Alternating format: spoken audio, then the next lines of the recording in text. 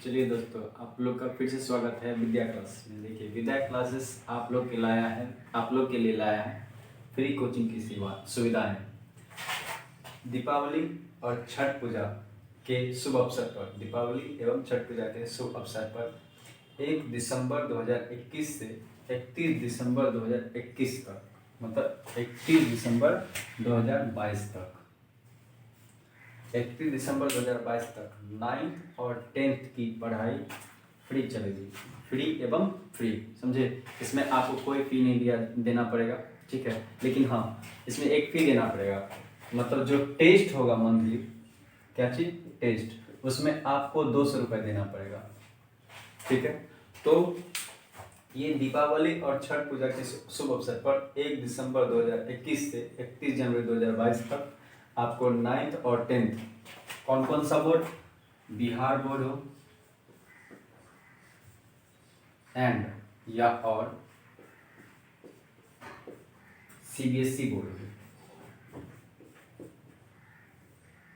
Bihar board और CBSE board doesn't matter, आप कहाँ पढ़ते हैं, क्या पढ़े नहीं पढ़े, कितना पढ़े, उससे कोई मतलब नहीं है।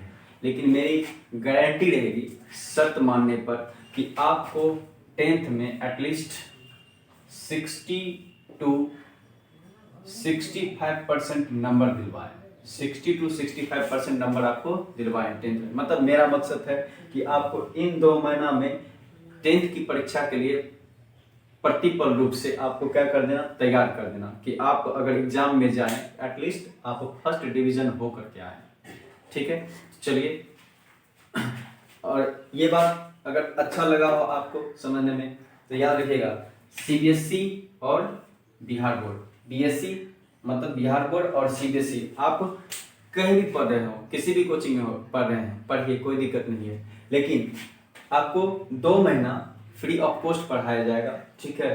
तो दीपावली और छठ पूजा के शुभ अवसर पर 1 दिसंबर 2021 से 31 दिसंबर 2022 तक 9th और 10th, ठीक है। ये ध्यान रखिएगा और इस वीडियो को आप ज़्यादा से ज़्यादा तक फैलाएं, ठीक है।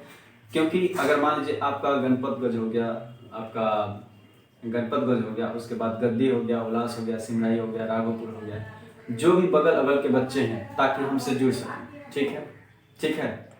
तो आप लोग से सख्त निवेदन है कि आप लोग क्या कीजिए, वीडियो को अधिक से अधिक फैलाइए ताकि बच्चे अधिक से अधिक लाभ उठा सके, ठीक है, और अपना मार्क्स स्कोर कर सके, ठीक है। तो चलिए, वीडियो को देखने के लिए धन्यवाद और इस वीडियो को अधिक से अधिक शेयर कीजिएगा, ठीक है। चलिए,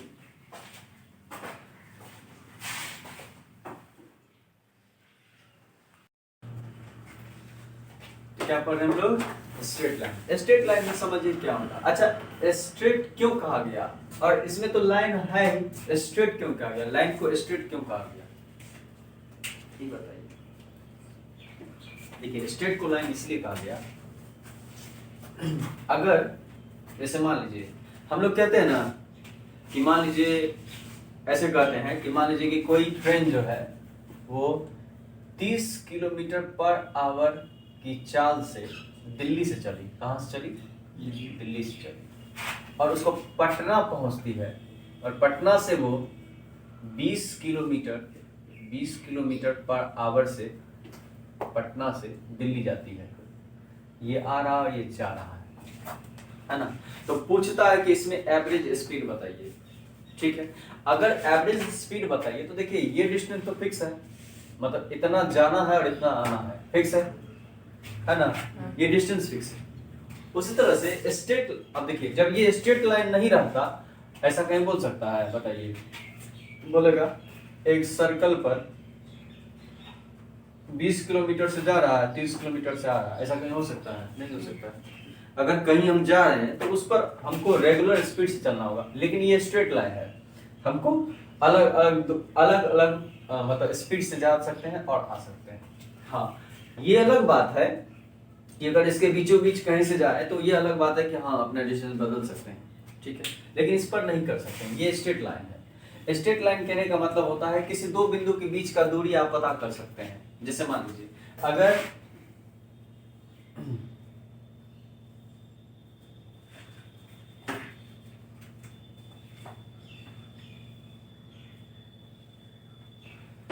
ये कोई पॉइंट है, ठीक है, यहां से इसको मिला दीजिए। ये अगर x है, मतलब ये अगर ये उल्टा ना, ये अगर y है तो ये भी y होगा, नहीं होगा, ये भी y होगा। अगर इस पूरे को अगर आप y1 बोलते हैं तो यहाँ का डिस्टेंस क्या होगा? इस पूरे में से इसको घटा देंगे, नहीं घटा सकते हैं। अगर मान लीजिए यहाँ ये x है और ये पूरा आपका x1 है, ये पूरा x1 है, तो इतना दूर का दूरी क्या होगा? इतना दूर का दूरी हम बोल सकते हैं, या तो ऐसे करिए, इसको x करिए, इतना दूर का दूरी हम क्या बोल सकते हैं? इतना दूर का दूरी इस x1 में से x को घटा के निकाल सकते हैं, है ना। इसी पॉइंट को जब ऊपर ले जाते हैं तो यहां तक, तो देखिए ये दूरी और ये दूरी फिक्स है ना, तो मतलब ये पॉइंट मिलेगा कहाँ? x1 माइनस x यहाँ आएगा, है ना। तो जब हम दो पॉइंट के बीच का दूरी निकालते हैं तो हम लोग स्ट्रेट दूरी निकालते हैं। इसी को जब 11th-12th में पढ़ेगा तो इसी को कहते हैं हम लोग डिस्प्लेसमेंट। क्या कहते हैं इसको? डिस्प्लेसमेंट। और डिस्प्लेसमेंट क्या होता है समझिए। डिस्प्लेसमेंट ऐसा नहीं, अगर मान लीजिए हमको यहाँ जाना है, ठीक है, तो ऐसा नहीं कि हम ऐसे घूमेंगे, ऐसे जाएंगे, ऐसे जाएंगे, ठीक ना, या ऐसे घूमे, ऐसे घूमे, ऐसे घूमे, तब ऐसे जाएंगे। डिस्प्लेसमेंट का मतलब होता है, डिस्प्लेसमेंट का मतलब होता है अगर यहां जाना है आपको तो यहां से आप सीधे जा सकते हैं, ठीक है।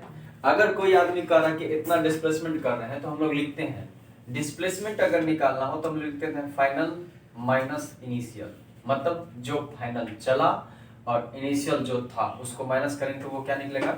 डिस्प्लेसमेंट निकलेगा। ये बात होता है, समझे। तो हम लोग पढ़े थे, क्या पढ़े थे? Distance formula. डिस्टेंस फार्मूला में क्या पढ़ते हैं हम लोग? दूरी सूत्र, मतलब डिस्टेंस फार्मूला मतलब दूरी सूत्र। हाँ, इसको डिस्टेंस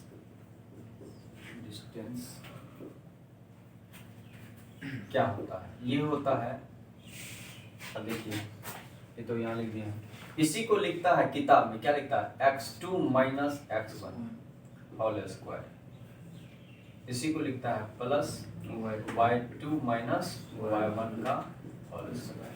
ये दो स्क्वायर है, स्क्वायर, हाँ ना, लगता खोल जाए, समझे ना, ये फार्मूला होता है। अब देखिए ये तो ये हो गया, हाँ, और समझिए अगर इस पॉइंट का कोई मध्य बिंदु पूछ देता, ऐसा समझिए, अगर मान लीजिए ये लाइन खींचे हम, ये मध्य बिंदु है, ये कोई ए पॉइंट है और ये कोई बी पॉइंट है, इसको ए कहिए, ठीक है, और इसका वैल्यू है x y, x1 y1 कहिए, इसको कहिए x2 और y2, ये मध्य बिंदु, और ये है क्या आपका मध्य बिंदु, P एक मध्य बिंदु है। अगर यहाँ का कोई पॉइंट पूछा हमसे तो कैसे निकालेंगे? जब भी मध्य बिंदु के है, तो देखिए मान लीजिए यहाँ x और y है, मतलब हमको x और y निकालना है, तो मध्य बिंदु जब भी कहेगा x1 प्लस x2 बट्टे लिखते हैं 2, और इसी तरह लिखते हैं y1 प्लस y2 बट्टे लिखते हैं 2। ये होता है मध्य बिंदु। क्या होता है? मध्य बिंदु होता है। अगर मान लीजिए ये त्रिभुज है, ये A है, ये B है, ये C है, इसका है x1 y1, इसका है x2 y2 और इसका है x3 y3, ठीक है। अगर इससे फॉर्मूला पूछ दिया, मतलब त्रिभुज का क्षेत्रफल बताइए, तो क्या लिख देते? 1/2 लिखते थे, ऐसे खींचते थे, लिखते थे कि नहीं, याद है? अगर मान लीजिए यहां से हमको x1 वाला चाहिए तो क्या बोलते थे? x चाहिए तो इधर का x खत्म, कौन आएगा? y आएगा, है ना। x1 वाला तो लेंगे नहीं, इधर से खींचेंगे, है ना, y2 y1 में से लेंगे, है ना। इसमें क्या लिखते थे? y2 माइनस, क्योंकि इधर से चले हैं, y2 माइनस y3 लिखेंगे प्लस, अब x2 लिखेंगे तो x2 वाला खत्म, इधर से चलेंगे, क्या लिखते थे इसको लिखते थे हम लोग y3 माइनस y1 लिखते थे, प्लस x3 लीजिए, x3 लीजिए, ये बंद कर दीजिए, क्या बोलेंगे, इधर से इधर चलेंगे, क्या लिखेंगे, y1 माइनस y2।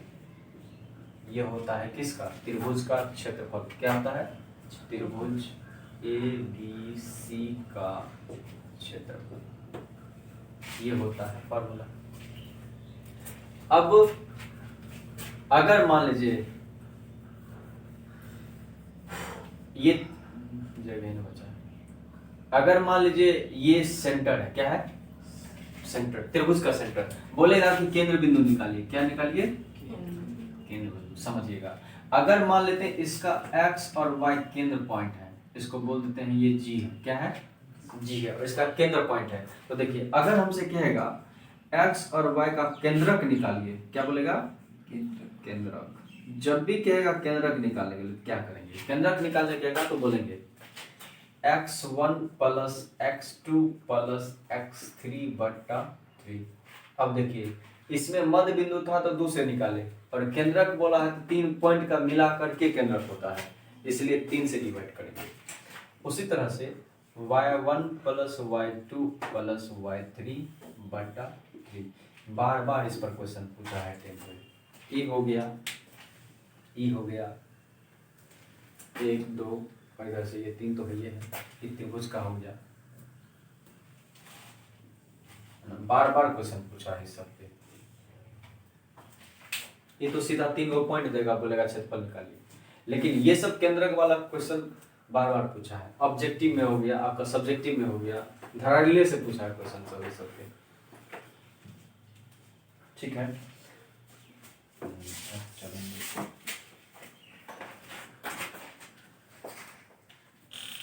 अब देखिए एक चीज होता है, पॉइंट करके लिखते जाइएगा, एक होता है रेखा, लड़की का नाम नहीं है, रेखा की ढाल, रेखा की ढाल। फिल्म में आता था लोहा का मसाल, तो वो सब नहीं पढ़ना, यहाँ रेखा का ढाल है, मतलब इसको बोलते हैं स्लोप ऑफ लाइन। क्या बोलते हैं, स्लोप ऑफ लाइन। क्या बोलते हैं इसको, स्लोप ऑफ लाइन। अब स्लोप ऑफ लाइन क्या होता है, देखिए अगर मान लीजिए ये कोई लाइन है, ऐसे लाइन खींचे हैं, ठीक है, और ये आपका y एक्सिस है और ये आपका x एक्सिस है, क्या है, y एक्सिस और x एक्सिस। समझिए इसके बीच में कोई अगर लाइन खींच दे ऐसे, जो m है, क्या है, m। क्या बोलते हैं हम लोग, जब कोई रेखा को तीसरी रेखा पर छेद करती है, ठीक है, तो हम लोग उसमें क्या पढ़ते हैं, अंतर एकांतर कौन सा पढ़ते थे ना, अब वही चलते हैं। देखिए देखिए जब भी एंगल बनाता है तो वो ऐसे समझिए, जब भी कोई एक्सिस से एंगल बनाता है तो वो पॉजिटिव डायरेक्शन में बनाता है। किधर बनाता है, पॉजिटिव, मतलब धनात्मक दिशा में बनाती है। तो इंक्लिनेशन किधर करती है, धनात्मक दिशा में। घड़ी कैसे चलती है, ऐसे ऐसे चलती है ना, लेकिन इंक्लिनेशन करता है तो ऐसे चलता है। बात समझे, तो पॉजिटिव डायरेक्शन में घड़ी बनाती है। तो देखिए ये इधर से चलेगा तो ये ऐसे बनाएगा ना मिल, इसको कहते हैं थीटा। क्या कहते हैं, थीटा। अब देखिए इधर से भी इंक्लिनेशन करेगा ये, इस, अब देखिए क्या बोले हैं, पढ़े थे हम लोग कि अगर मान लीजिए अगर कोई लाइन है, इस पर कोई रेखा खींचा है, तो ये अगर थीटा है तो इसको होना पड़ेगा 180 माइनस थीटा, क्योंकि एक लाइन पर एक तिर्यक छेदी के द्वारा काटा गया लाइन 180 डिग्री का कोण बनाता है ना। तो हम लोग कहते हैं कि ये कितना होगा, 180 माइनस थीटा। अब समझिए, अब अगर हम कहें संपूरक कोण, क्या कहते हैं, संपूरक कोण पढ़े हैं। संपूरक कोण का मतलब क्या होता है, θ1 प्लस θ2 बराबर होता है 180 डिग्री। पढ़े हैं ना, संपूरक कोण का मतलब होता है θ1 प्लस θ2 बराबर 180 डिग्री। अगर हमको कहे भैया बताओ tan थीटा, क्या चीज, tan थीटा, समझिए। तो ये ढलान जो होता है ये आपका होता है, मतलब कि अगर देखिए इसको कहे तो ये 90 डिग्री होगा कि नहीं होगा, होगा ना, ये 90 डिग्री होगा। तो इसमें जो लाइज करता है वो थीटा है ना, थीटा लाइज करता है 0 degree equal to less than equal to 180 degree के बराबर होता है। बात समझे, तो इसके लिए ये कंडीशन है, समझे, ये कंडीशन है। ठीक है, समझे ये बात। अब चलिए इसी में बढ़ते हैं। जब ये समझ गए तो आगे बढ़ते हैं। ये समझ गए ना, इसमें कोई दिक्कत है ना। तो ये θ1 प्लस θ2 कितना होता है 180 डिग्री होता है, इसमें कोई दिक्कत है ना। चलिए आगे बढ़ते हैं।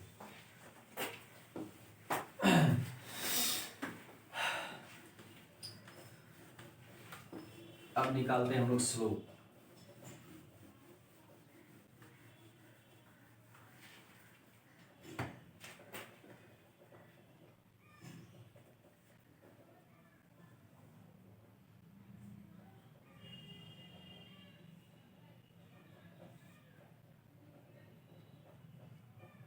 आप मान लीजिए क्या बताए थे, क्या बोलते, इसको अगर y मानते हैं तो ये भी y होगा, है ना। इसको अगर x मानते हैं तो ये भी कितना होगा, x होगा। ठीक है, तो अगर हमको यहाँ का पॉइंट चाहिए, यहाँ का पॉइंट चाहिए, ठीक है, तो क्या बोलेंगे, यहाँ से इधर से गया x और इधर से गया y, ठीक है, और यहाँ का पॉइंट मान लिए हम, इसको कहिए x1 y1, तब अच्छा रहेगा, x1 और y1, तो इसको कह देते हैं x2 और y2, ठीक है, कोई दिक्कत नहीं। अब देखिए स्लोप कौन हुआ, इसको कहते हैं स्लोप। इसको क्या कहते हैं हम लोग, ये हो गया क्या मेरा स्लोप, क्या हो गया स्लोप। इस वाले लाइन को हम लोग कहते हैं स्लोप, क्या कहते हैं स्लोप। अगर हमसे पूछेगा बताइए स्लोप क्या हुआ, स्लोप क्या हुआ, स्लोप का मतलब होता है ढाल, क्या होता है ढाल, इसको हिंदी में कहते हैं ढाल। अरे सीढ़ी नहीं होता है, सीढ़ी समझिए, सीढ़ी समझे, तो सीढ़ी पे हम लोग बैठते हैं तो नीचे चलते हैं ना, वो हो गया ढाल। वही ढाल क्या होगा, इसमें लिखते हैं हम लोग y2 माइनस y1, क्या लिखते हैं y2 माइनस y1, और नीचे में लिखते हैं x2 माइनस x1, क्या लिखते हैं x2 माइनस x1। बात समझे। अब समझिए इसको अगर हम यहां से ऐसे मिला दें, ठीक है, तो बताइए ये वाला लाइन है कि नहीं है, तो इस वाले को हम लोग कहते हैं, इसी को देखिए, पहला तो स्लोप मतलब ढाल बराबर हो गया, ये फार्मूला हो गया ये, ठीक है। इसी को अगर हम कन्वर्ट करते हैं तो इसके बाद देखिए ये हो गया, ये हो गया। अगर मान के चलिए हमको ये वाला लाइन निकालना है, यही कर रहे थे यहाँ, ये वाला लाइन निकालना है तो हमको लिखना पड़ेगा टेन थीटा, तो इसके बदले में हम लोग लिखते हैं टेन थीटा, क्या लिखते हैं टेन थीटा बराबर लिखते हैं y2 माइनस y1 बटे x2 माइनस x1, समझे। और समझिए इसके बदले में लिखते हैं हम लोग m, क्या लिखते हैं m को कहते हैं मतलब थीटा कहते हैं, एंगल कहते हैं। इसका हो जाता है y2 माइनस y1 बटा x2 माइनस x1, तो ये तीन फार्मूला इससे आता है, बात समझे। इसको समझने के बाद ये तीन फार्मूला यहां से आता है, समझे, इसमें कुछ नहीं है, समझे, यही फार्मूला आता है तीन, ठीक है। तो मतलब तीनों फार्मूला जो आता है वो सब हम निकाल दिए। ये फार्मूला आता है आपका, एक ये फार्मूला आता है, ये तीन फार्मूला आता है यहां से। क्वेश्चन कैसे देगा, क्वेश्चन देगा आपको, बोलेगा ऐसे देगा, ग्राफ थोड़े बनाएगा, बोलेगा 2 पॉइंट है, जैसे मान लीजिए बोलेगा 4 5 और 8 6 का स्लोप निकालिए, क्या बताइए स्लोप बताइए। तो स्लोप कैसे बताएंगे, तो यहाँ लिखेंगे टेन थीटा बराबर, क्या लिखेंगे टेन थीटा बराबर, क्या लिखते थे y2 माइनस y1, और यहाँ लिखते थे x2 माइनस x1, बैठा दीजिए, ये हो गया x1 y1, ये हो गया x2 और y2, तो y2 कितना है 6, y1 कितना है 5, x2 कितना है 8, x1 कितना है 4, तो कितना है 1/4, तो स्लोप कितना हुआ 1/4। यहाँ से आपसे पूछता है थीटा का वैल्यू क्या होगा, किसका वैल्यू क्या होगा थीटा का वैल्यू। यहाँ से हम लोग ये भी लिख सकते हैं, हम लोग लिखते हैं थीटा बराबर टेन, अगर उधर जाएगा कोई चीज उधर जाता है तो हम लोग लिखते हैं इनवर्स, क्या लिखते हैं इनवर्स, तो लिखते हैं टेन इनवर्स 1/4, थीटा का वैल्यू क्या होगा ये भी होगा, बात समझे। ये थोड़ा ऊपर का बात है, समझ गए ना। अब इसमें किसी का अगर मान लीजिए 1/2 आ गया, 1/2 थीटा में टेन थीटा में किसका वैल्यू होता है, ये बाद में देखिए, अभी लिख लीजिए सर, ठीक है।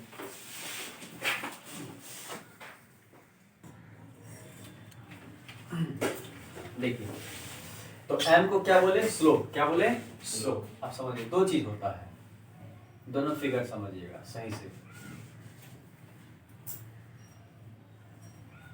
एक लाइन ऐसे भी जा सकता है, इसको बोलते हैं L, इसको बोलते हैं M, ये है y एक्सिस और ये है x एक्सिस। दूसरा लाइन ऐसे भी हो सकता है, जैसे L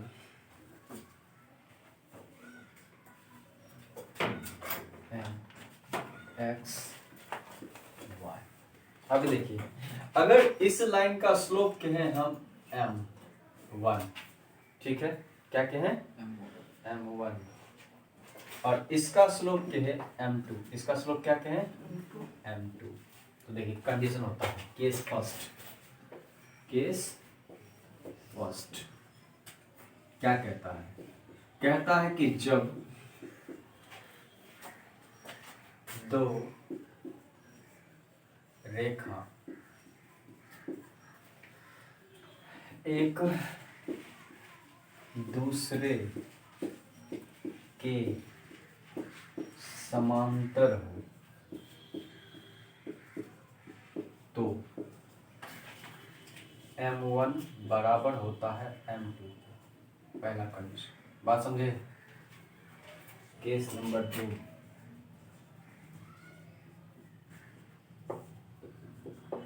जब दो रेखा एक दूसरे पर परपेंडिकुलर हो, मतलब लंबवत हो, क्या हो, लंबवत हो, तो क्या होगा, तो क्या होगा m1 इंटू m2 बराबर होना चाहिए -1 के। ये कंडीशन है, बात समझे। अब क्वेश्चन में क्या देगा, क्वेश्चन में देगा कि मान लीजिए किसी लाइन का पहला स्लोप, ये क्वेश्चन क्या कहेगा, क्वेश्चन कहेगा कि मान लीजिए कोई मतलब कि लाइन है जिसका स्लोप आपका 3 है, ठीक है, क्या है 3 है, पूछेगा m2 का वैल्यू बताइए।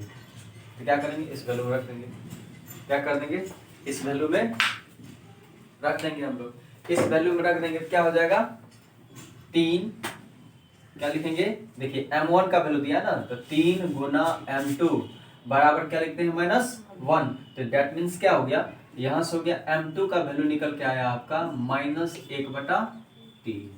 अब सीधा समझिए, अगर किसी का वैल्यू, अगर जैसे मान लीजिए हमसे पूछेगा कोई एक लाइन का वैल्यू 4, मतलब एक लाइन का स्लोप 4 है, दूसरी लाइन का स्लोप बताइए, बोलेंगे -1/4, क्या बोलेंगे -1/4। अब अगर कह देगा कि मान लीजिए कोई दो लाइन एक दूसरे का समांतर है, अगर पहला का स्लोप 4 है तो दूसरा कितना होगा 4 होगा, क्योंकि दोनों क्या है समांतर और बराबर होगा। केस कहता है कि m1 बराबर होगा m2 के, और इसमें कहता है कि जब वो लंबवत होगा m1 इंटू m2 -1 के बराबर होना चाहिए। ये केस, बात समझे। इसमें बहुत सारा क्वेश्चन सब है, ठीक है। हाँ देखिए जब ये पता चल जाता है, अच्छा लिख लीजिए,